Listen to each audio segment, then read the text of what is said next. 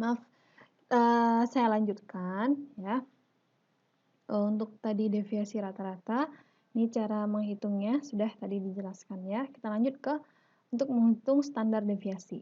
Nah, standar deviasi ini biasanya juga disebut dengan simpangan baku ya. Nah, standar deviasi adalah ukuran penyebaran yang paling banyak digunakan. Nah, rumusnya itu biasanya adalah akar kuadrat dari varians dan menunjukkan standar penyimpangan data terhadap nilai rata-ratanya. Jadi, penyimpangannya seberapa besar ya terhadap nilai rata-ratanya. Nah, rumusnya yang ini ya. Standar deviasi atau simpangan bakunya itu akar dari jadi X dikurang X bar ini X rata-rata ya. Jadi nilai dari masing-masing pengukuran dari X1, X2, X3, pengukuran pertama, kedua, ketiga gitu ya. Dikurangi dengan rata-rata pengukuran. Kemudian dipangkat ya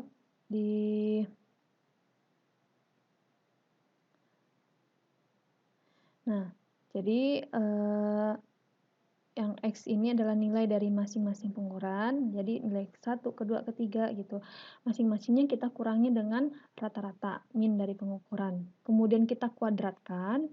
Nah, lalu kita kejumlahkan semuanya. Jadi X1 dikurangi dengan rata-rata dikuadratkan. Lalu kita tambahkan X2 dikurangi rata-rata kita tambahkan sampai nanti berapa? Pengukuran keberapa? Mungkin pengukuran kita ada 5 berarti sampai X5. Kalau pengukuran kita ada 10 sampai X10. Dibagi dengan N kurang 1. N itu apa? Frekuensi penetapannya. Ya, kemudian N kurang 1 itu derajat kebebasan biasanya ya, derajat kebebasannya berapa. Intinya rumusnya seperti ini. Nanti didapatlah nilai SD berapa, nilai standar deviasi atau simpangan bakunya berapa. Nah, biasanya yang lebih banyak digunakan sebagai ukuran ketepatan ini ya standar deviasi ya, untuk menentukan apakah percobaan kita itu ukur presisi atau tidaknya. Nah, biasanya jika kita membandingkan dua metode, maka yang kita bandingkan itu adalah nilai SD-nya, standar deviasinya atau simpangan bakunya. Nah, jika semakin kecil nilai SD, maka metode yang digunakan semakin tepat. Ya, tuh, jadi catatannya ini ya. Yang paling lebih bagus itu nilai SD-nya itu harus lebih kecil. Nah, kemudian yang terakhir ada standar deviasi relatif. Apa itu standar deviasi relatif? Disebut juga dengan koefisien variasi. Nah, tadi kan standar deviasi itu disebut dengan akar dari varian, ya, varian. Nah, sedangkan kalau standar deviasi relatif atau simpangan baku relatif ini adalah koefisien dari variasi.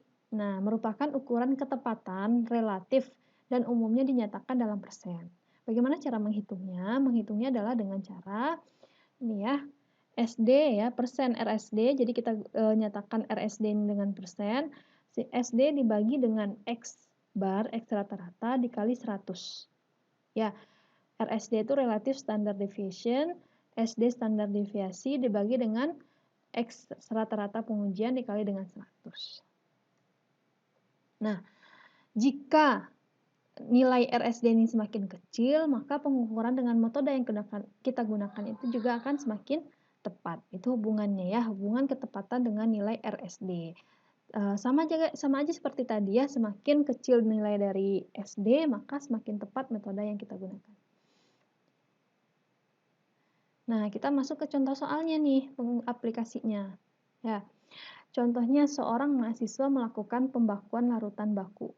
Ya, seperti yang kita lakukan ya berarti ya, melakukan pembakuan NaOH mungkin ya, atau yang lain. Nah, hasil yang diperoleh adalah sebagai berikut. Nilai pembakuannya adalah 0,09, 0,0991, 0,0980, 0,0982, 0,0995 ya, 85.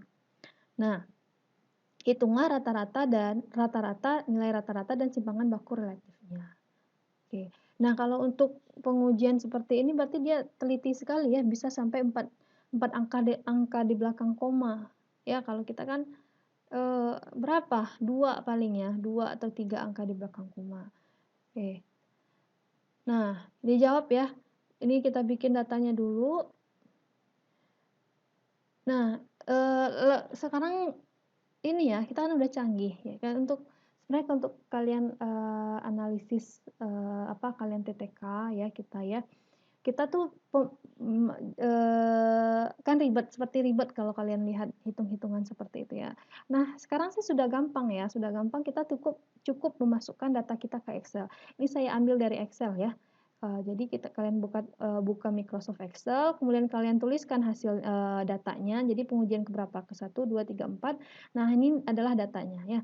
0,0991, 0,098, 0,0982, 0,0985 ya. Nah, hitung rata-ratanya. Nah, kalian harus bisa mengoperasikan Excel, rumus-rumus Excel. Nah, nanti kan kalian belajar di digital farmasi atau kalau kalian searching juga gampang ya, bagaimana cara menghitung rata-rata. Ya, sama dengan ini kan kalau pakai rumus kan kita klik di ininya, di tabnya ini, sama dengan kemudian, rata-rata itu bahasa Inggrisnya apa? Average ya, average, terus kita blok mana data yang ingin kita rata-ratakan, nah langsung keluar hasilnya. Kemudian untuk standar deviasi juga kita nggak usah hitung satu-satu ya. Nah, kalau kalian mau hitung satu-satu boleh, tapi bagusnya kalian harus terbiasa dengan Excel ya. Di sana juga udah ada rumus Excel ya, jadi tinggal sama dengan aja, sama dengan. Kemudian standar deviasi itu STDFS ya, yang ada S ada P pilihannya. Kalau STDF P itu untuk populasi, kalau STDFS untuk sampel ya. Jadi cuma satu sampel aja ya. Nah, kalian klik ini, kalian kurung semua data yang ini, kalian blok, nah nanti keluar hasilnya. Nah, standar deviasi relatifnya juga tinggal masukin rumus ya, sama dengan standar deviasi relatif itu kan adalah standar deviasi yang ini, klik yang tab yang ini, kemudian bagi dengan tab yang ini dikali dengan 100%, langsung hasilnya keluar, seperti itu. Jadi yang saya inginkan, eee, kalian paham prinsip dari, seperti ini ya, analisis data ini, kemudian kalian juga tahu, mau menghitungnya di mana. Ya, kalian bisa pakai aplikasi apa, bisa pakai Excel contohnya. Kalau kalian punya kalkulator, ada kalkulator yang canggih juga sudah bisa pakai standar deviasi ini. Atau kalian nggak punya sama sekali, ya kalian hitung satu-satu, seperti itu ya. Nah, dari nilai SD dan RSD ini kelihatan ya bahwa, SD-nya kecil ya, nilainya kecil 0,000004 ya, berarti kan rendah sekali ya di bawah, 0,1 atau di bawah 1. Nah, biasanya ini ya, nah bisa kelihatan bahwa penelitian dia, data dia itu adalah data yang, ketepatannya tinggi ya, ketepatannya tinggi, seperti itu. Nah, nanti bisa kita aplikasikan ketika kalian melakukan percobaan di, lab ya, ketika kita praktikum, nanti kita aplikasikan. Misalnya kalian punya walaupun cuma 3 data, ya kalian coba hitung SD-nya berapa. Nah, bisa diterima nggak data kalian itu, ketepatannya seperti apa, ya presisinya seperti apa, nanti kalian hitung. Nah, itu tadi cara menyatakan, ketepatan ya, ketepatan. Sekarang cara menyatakan kesalahan. Nah, bisa ada yang disebut dengan kesalahan absolut, ada yang disebut dengan kesalahan relatif. Nah, apa itu kesalahan absolut? Kesalahan absolut itu menyatakan ukuran seberapa jauh perbedaan suatu pengukuran dari nilai sebenarnya. Ya, seberapa jauh nih? Oh, kan kita mau ngukur, data, menurut MSDS-nya, menurut labelnya gitu ya, sediaan ini kadarnya 99% purity-nya ya. Apa tuh purity itu? Ya, nah ternyata kita hitung berapa? Apakah nilainya jauh nggak dari yang kita hitung dengan nilai yang sebenarnya tersebut? Nah, itu yang disebut dengan kesalahan absolut atau mutlak. Nah, tujuannya apa kita menyatakan kesalahan absolut itu? Untuk melihat ketidakpastian mengindikasikan ketidakpastian dalam suatu pengukuran. Ya, contohnya. Nah, biasanya dicatatkan dengan satuan ya. Satuannya apakah itu persen, miligram, mililiter, dan lain-lain. Kalau konsentrasi kan biasanya dia persen ya. Nah, contohnya apa? Nah, dihitung dulu ya cara menghitung kesalahan absolut itu nilai aktual, berarti nilai yang harusnya didapat ya. Kemudian yang nilai terukurnya berapa? Nah, Contoh, misalnya kita ingin mengetahui jika Anda mengetahui suatu prosedur yang seharusnya menghasilkan larutan 10 liter, ya, kita ada lakukan pengujian nih. Nah, hasilnya tuh harusnya 10 liter nih. Ternyata, maaf, 1 liter ya, 1 liter nih. Nah, ternyata yang berdasarkan hasil perhitungan kita, ternyata cuma 0,9 gitu volumenya. Berarti kesalahan mutlak atau kesalahan absolut kita itu adalah 1 ya, nilai aktual ini berarti nilai yang harusnya berapa ya, nilai sebenarnya itu ya, 1 dikurang dengan 0,9, berarti 0,1 lah, 0,1 liter kesalahan absolutnya, seperti itu. Nanti kalau misalnya ini ya tergantung kalian mengukur apa, ya satuannya itu tergantung satuannya mengukur apa. Kalau ngitung berat, massa, berarti satuannya dalam gram atau miligram atau kilogram. Oke, itu kesalahan absolut. Kemudian ada yang disebut dengan kesalahan relatif. Kalau kesalahan relatif menyatakan seberapa besar kesalahan absolut, kita bandingkan dengan ukuran total benda yang diukur. Ya. Nah, kesalahan relatif dinyatakan sebagai pecahan atau dikalikan dengan 100 dan dinyatakan dalam persen. Nah, kita langsung aja contohnya ya, biar ngerti ya. Nah, cara mencarinya adalah kesalahan relatif sama dengan kesalahan absolut dibagi dengan nilai yang diketahui. Nah, contohnya yang tadi lagi ya. Kalau kita misalnya melakukan pengukuran volume, harusnya volumenya 1 liter. Ternyata kita hitung hasil penghitungan kita 0,9. Berarti kan tadi didapat kesalahan absolutnya itu 0,1 liter ya. Nah, kesalahan relatifnya adalah kesalahan absolut dibagi dengan nilai yang diketahui dikali 100%. Oke, berarti saya tadi ini kurang ya persennya ya, dikali 100%-nya ya. Karena dia dinyatakan dalam persen. Nah, kesalahan absolut dibagi dengan nilai yang diketahui dikali 100%. Nah, tadi ini 0,1 ini kesalahan absolutnya ya, 0,1 dibagi dengan 1 ini adalah nilai yang kita ketahui berapa? 1 liter dikali 100%. Berarti kesalahan relatif kita itu 10%. Gitu. Persentase kesalahan relatif kita itu adalah 10%. Itu adalah cara menghitungnya. Nah, tadi sudah untuk menilai ketepatan, menyatakan kesalahan, sekarang menilai ukuran ketelitian. Ya, seberapa teliti sih percobaan kita ini? Nah, parameternya kita menggunakan perolehan kembali atau recovery-nya ya. Nah, acuan nilai recovery ini beda-beda tergantung buku acuannya apa ya. Ada yang menyatakan bahwa recovery 95 sampai 105 itu yang disebut dengan teliti.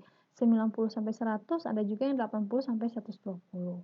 Beda-beda ya. Nanti disepakati aja kita yang kita anggap teliti itu recovery-nya berapa, perolehan kembalinya berapa.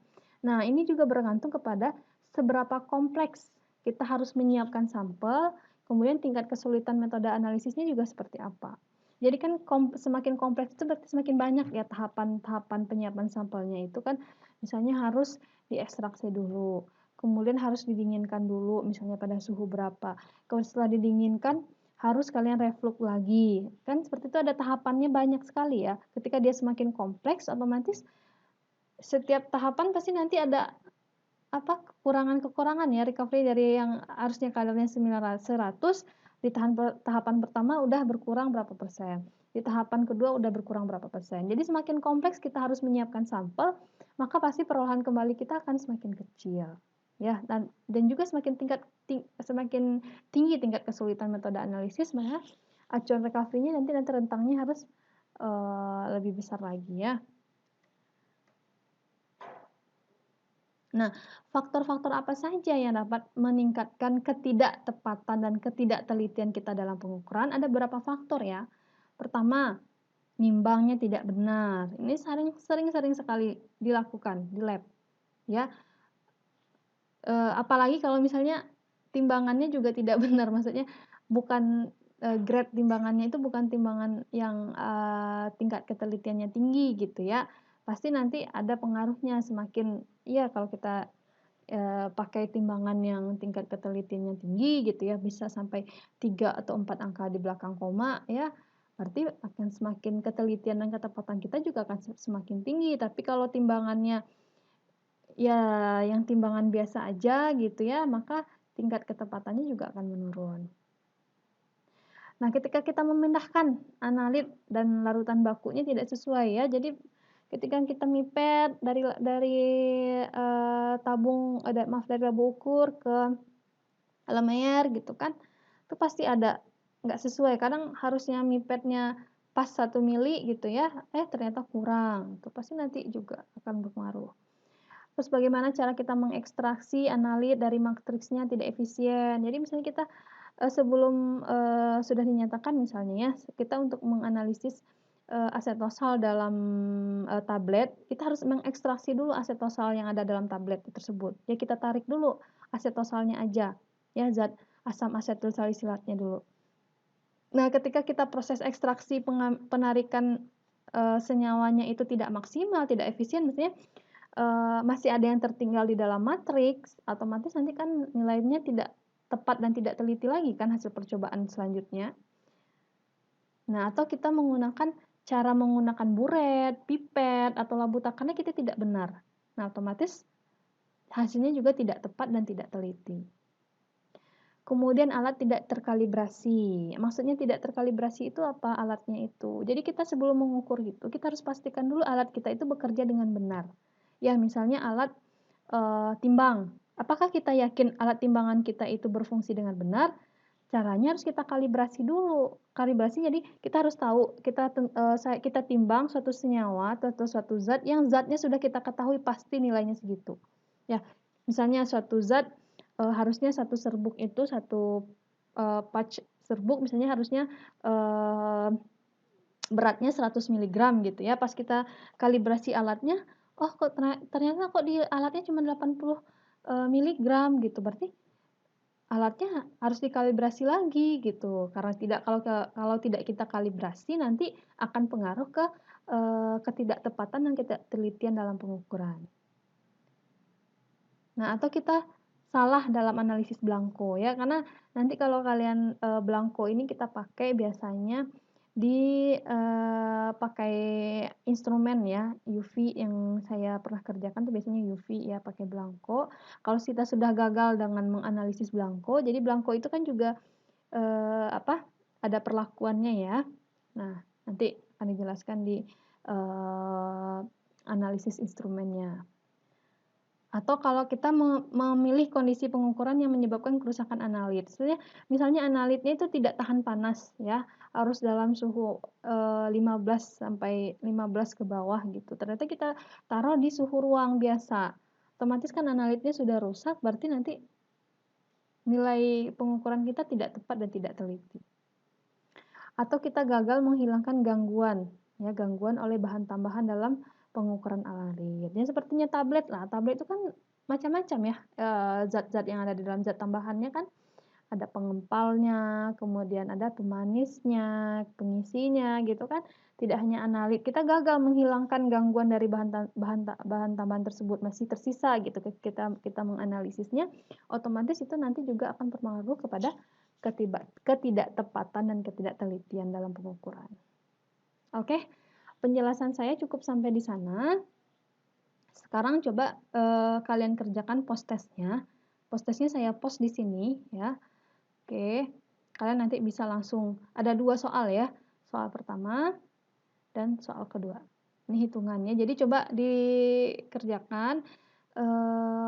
Kalian tulis di kertas aja ya, di kertas seperti biasa, di kertas, kemudian di scan, jadikan PDF, kemudian baru kalian upload. Nanti saya kasih link pengumpulan tugasnya di Google Classroom. Oke, ditunggu sampai jam 10 malam nanti. Jika ada pertanyaan, boleh silahkan di kolom komentar boleh, atau di link di Google Classroom juga boleh, atau melalui sipennya juga boleh. Semakin cepat kalian bertanya gitu ya, jadi tidak ditumpuk-tumpuk pertanyaannya. Nanti saya juga akan coba secepat mungkin untuk merespon pertanyaan-pertanyaan kalian. Oke, ini post testnya menghitung ini aja ya, nilai rata-rata, standar deviasi, bukan standar deviasi relatif. Tadi kan sudah jelaskan ya, rumusnya sudah ada. Boleh kalau kalian mau menggunakan Excel misalnya ya, silahkan nanti dilampirkan Excelnya apa. Oke, kalau nggak diketik juga boleh, langsung kalian kerjakan di Excel ya, tapi nanti kalian kirim filenya file Excel ya. Saya akan lihat rumus yang kalian kerjakan di Excel itu betul atau tidak. Oke, Soal yang kedua juga masih seputar ini ya, menghitung rata-rata dan RSD, tapi ada ininya ya. Kalian harus tentukan di keempat, oh ada yang salah. Eh,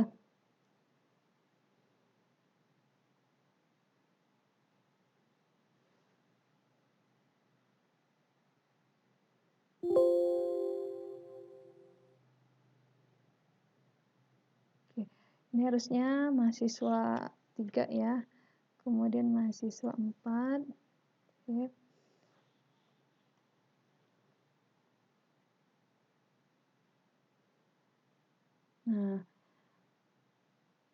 Nah, nanti kalian tentukan di antara di antara keempat analis ini mana yang melakukan percobaan yang presisinya paling tinggi, ya. Presisi masing-masingnya tentukan mana yang presisi dan akurasinya paling tinggi. Oke, seperti itu. Boleh dikerjakan di Excel aja ya. Jadi kalian juga harus paham kalau di Excel cara apa? Cara rumusnya seperti apa, ya. Tinggal searching di internet ya, cara mencari standar deviasi di Excel seperti apa gitu. Sudah ada, tinggal kalian ikuti rumusnya. Nah, tapi kalian nanti bisa tafsirkan ya di sini mana yang analis yang melakukan pengujian yang paling presisi. Seperti itu. Oke, oke, tolong juga boleh absensinya nanti tetap ya absensi link Google Form yang diberikan oleh Bu Nurul, dan juga kalau kalian mau presensi juga boleh untuk melihat apakah kalian menonton video ini, kalian juga harus membuat presensi di kolom komentar ya. Nanti saya cocokkan di kolom komentar siapa yang sudah view videonya dengan post test kalian ini. Oke. Oke, selamat belajar. Jika ada yang kurang paham, tolong langsung ditanyakan ya, ditanyakan langsung boleh. Tapi kalau saya lebih suka di kolektif ya, maksudnya digabung dulu beberapa pertanyaan, nanti baru langsung ke saya. Nanti akan saya jawab apakah dalam bentuk file atau dalam bentuk video lagi. Nanti tergantung pertanyaannya apa. Oke, sekian ya. Oke, saya yakin kalian pasti bisa mengerjakannya, latihan soal, karena nanti pastinya soal-soal di UKOM nanti bahkan banyak hitungan. Jadi kita latihan dari sekarang soal-soal yang berhubungan dengan hitungan. Dan oh ya, satu lagi untuk tugas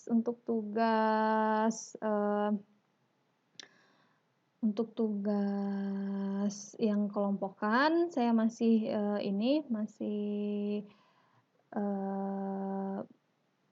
kira-kira tugasnya bagusnya seperti apa ya, masih saya pikirkan. Nanti tunggu kabar lagi dari saya. Nanti akan langsung saya tuliskan detail tugasnya seperti apa ya, karena ini saya belum sempat untuk mencantumkannya di sini. Oke, demikian saja pertemuan hari ini. Kerjakan dengan baik, kerjakan dengan sesuai dengan kemampuan diri sendiri ya. Maksudnya jangan cuma copas dari teman, coba kalian hitung sendiri, itu nggak susah kok ya, tinggal kalian tahu cara masukkan rumusnya seperti apa di Excel. Kalau nggak tahu boleh nanya ke teman, tapi jangan copas punya teman tanpa ngerti apa-apa, itu yang tidak boleh ya. Kalau diskusi boleh. Oke, terima kasih atas perhatiannya, mohon maaf atas segala kekurangan dalam penyampaian ya. Kita tutup dengan doa penutup majelis. Oke, semoga tetap sehat dan semoga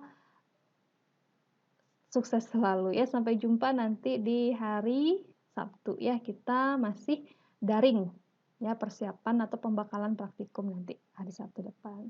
Dah, see you.